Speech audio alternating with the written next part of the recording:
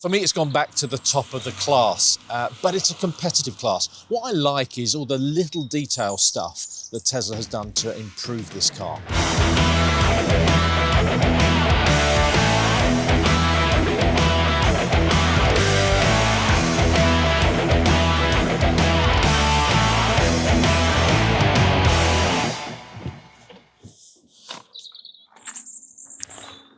So the big news with the new Model Y is a whole new look. At the front, at least, you got this fancy light bar, which I'm told is one of the biggest you can get, inspired, of course, by the Tesla Cybertruck and also the Robo-Taxi and the Robovan.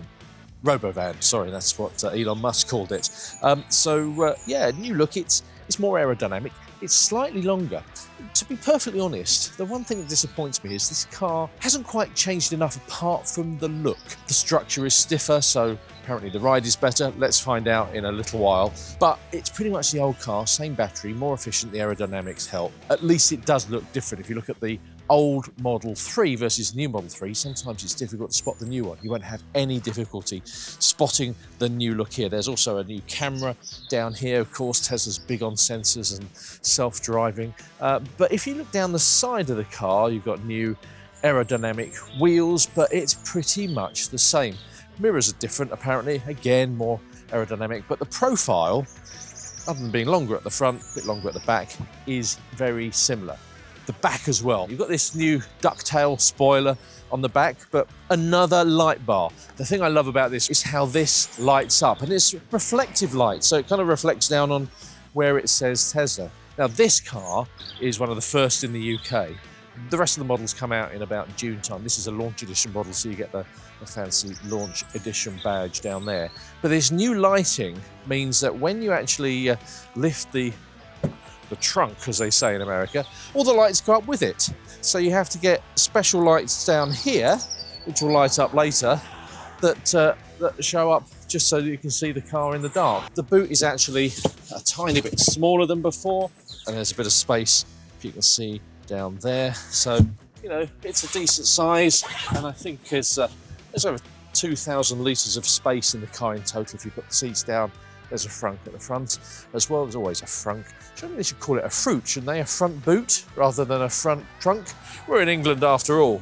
But yeah, that's pretty good. So let's just have a look and see how things have changed inside the car, shall we?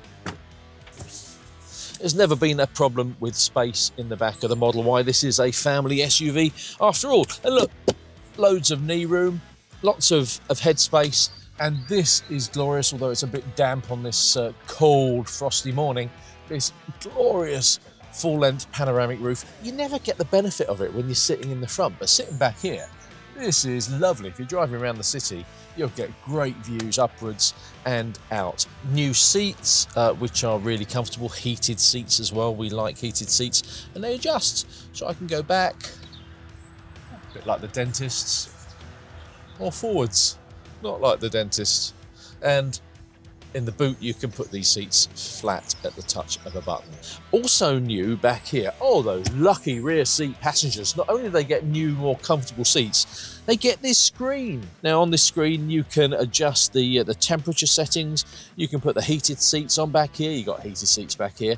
Or you can actually play games or stream things from here. The other thing I really like from a tech point of view is you can sit here, watch a movie on that 8-inch screen down there, and you've got your own Bluetooth connection. So you can sit back here, put your headphones on, you're not going to disturb the people in the front who could be listening to whatever they like. I think that's really clever. So from a family SUV point of view, sitting back here, let's see how that ride comfort is in a little bit, because it's always been a bit bumpy back here. But it's a thumbs up. Let's have a look in the front, shall we? Now, at first glance in here, nothing much has changed, but there are loads of little details. The seats, again, are all new, heated and cooled. Not that we need cooled seats that often in the UK, but useful anyway. The touchscreen here, which dominates, let's be honest, there's very little else to look at. The touchscreen is the same as it always has been, so I think it's 15.4 inches. And this screen is pretty much unchanged. You get updates on the old Model Ys to bring it up to the standard of the new one. You obviously get the graphic of the new car there, which you can spin around quite cleverly. And you've got the navigation system on there, which works really well. There's no Apple CarPlay on here, and I always think that's just not good enough, because everything else, every other car, every rival has Apple CarPlay, and this is brilliant. The usability is brilliant, but Apple CarPlay's just easy, and Android Auto. And yes, you can get Apple Music and all that sort of stuff, but when it comes to text messaging and using Siri, it just works better. But what you do get on here is the toy box with this light show, and we'll show you the light show in a bit, but also you get emissions mode, which is just hilarious for the schoolboy in me.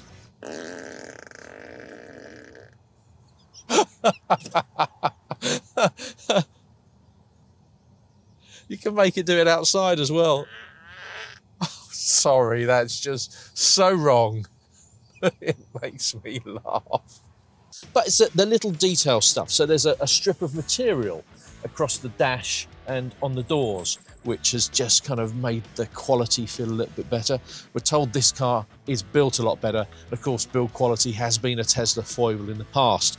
These sliders on the dash here, and they're made of aluminium, which feels really nice. They're as deep as ever before. Look, I can lose my hand down there. So loads of storage space. Storage space down there are plenty. You've got the cup holders, as I mentioned. Nice suede finish on the phone chargers, which are here. It says launch on there because this is a launch series car, of course. It also says it down on the doors at the bottom. But you know, you use the touchscreen for everything. As you can see at the moment, there's a graphic of the Model Y on there, and you can open the boot and open the charging port and everything else. Let me talk about the steering wheel as well. It's a new steering wheel, which feels really good to hold. It's the same as the Model 3. It's very simple. You can select these buttons to do anything you want. You can customize them.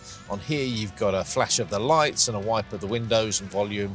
And at the side, this is the indicator stalk, which they've put back in the Model Y rather than the Model 3, which has really difficult to use buttons on the steering wheel. I think it's been a good job of just subtly updating this car. But the real thing I want to know is what it's like to drive now. We know it's going to be more efficient, but the reason I wouldn't have bought an old Model Y is the ride was just too hard, too firm for a family car. So let's see if they've sorted that out, shall we? Before we get on to how this car drives, let's talk about the numbers. Now, the entry point to the Model Y range is the standard range rear drive car, which will go 311 miles, costs you £44,990. Now, you do get stung by the expensive car supplement for that, which means your vehicle excise duty, your road fund license, your road tax from year 2 is going to cost you over £600. Whether that changes, well, a lot of people lobbying the government will see. Anyway, I reckon the sweet spot in the range will be the long range rear drive car, which goes 387 miles for £48,990. Now, if you want a long range all wheel drive car, you're going to have to pay £51,990. This car is a launch series car. You've spotted the badges that point it out as a launch series car. It's based on the long range all-wheel drive car. I think the range of this one's about 350 something, slightly less than the long range all-wheel drive car, which is 360 something miles, and that's because it's got bigger wheels. Basically, you get fancy 20-inch wheels rather than the standard 19-inch wheels, and that means it's not quite as efficient. But what you do get with a launch series car is an acceleration boost.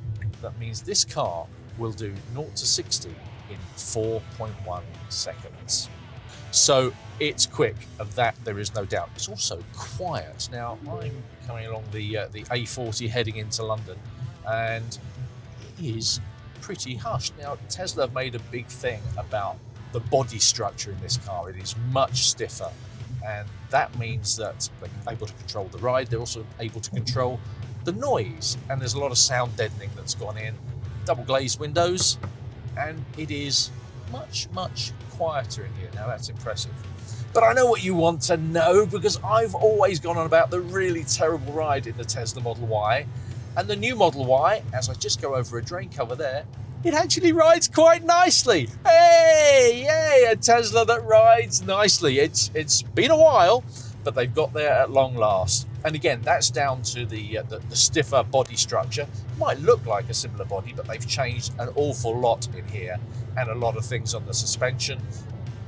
Don't want to get too technical, but I'm going over all sorts of potholes here that I would be bouncing around. My jiggly bits would be jiggling away, but not so much in the new Model Y, which I absolutely love. I'd go as far to say certainly dynamically way better than the BYD C-Line 7, and probably just ahead of the Xpeng G6, which I still like, is still great value, but this does ride really nicely. The steering wheel it just feels meatier to hold, and the steering generally feels a bit meatier. You know, it's never going to be a sports car in spite of that 0 to 60 time. You're never going to be throwing it around, but it just feels more secure on the road, I guess. So yeah, it's a thumbs up. At long last, your family won't be sitting in the back in danger of throwing up. This is a comfortable car to live with. Probably even more so on the slightly smaller wheels than the 20-inch wheels that this Launch Series car gets. Other than that, this is just an easy car to live with. The view out forwards and up is good. Through the back, it's a bit like peering through a letterbox. Again, the rear window is small and no rear wiper. Oh, how people would love a rear wiper on some of these SUVs. The aerodynamics are supposed to keep it clean, not when you're not really moving much in stop-start traffic or when you first get into the car and it's been... Anyway, that's my beef. In terms of the tech in here, there has been a real upgrade in a lot of the important things. So the microphone is more responsive. So when you're having a phone conversation, that's going to be a lot better. The Wi-Fi is better. The cellular signal is better for the software over-the-air updates. And the audio system, this has got, I think it's something like 14 speakers, maybe more, plus a subwoofer in this version, 9 speakers in the standard car.